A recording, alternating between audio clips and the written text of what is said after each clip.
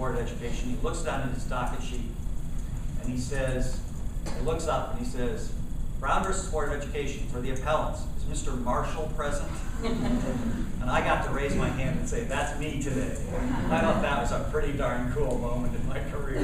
Well, I was very excited to bring Chris Hansen because we have this rather amazing opportunity since he just retired from 40 years with the ACLU and has a lot of energy to burn, that we had an opportunity to bring him here to teach a class, to mentor our students, to give a talk, and to connect with the public interest community here in Nashville. So we're getting a lot of bang for our buck out of Chris, and it's just an amazing opportunity to have somebody with this much experience reaching the end of his legal career, be able to come talk to people who are just beginning there. I got a call from one of the professors here asking me if I would be interested in doing a short course at Vanderbilt on public interest law. And I said yes, that sounded really interesting.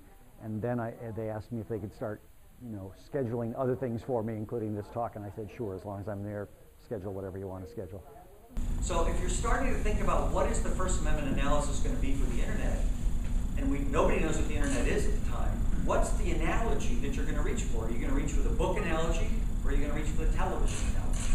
And we immediately knew that that was what the fight was going to be about. That the fight was A, going to be about sex, and B was going to be about whether we should use the television analogy or the book analogy.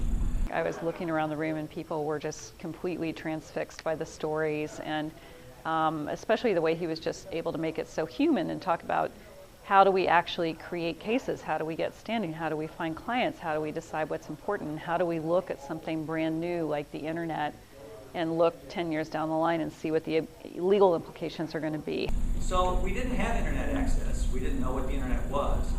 And so one of the very first things we did was we flew down to Washington to see the internet.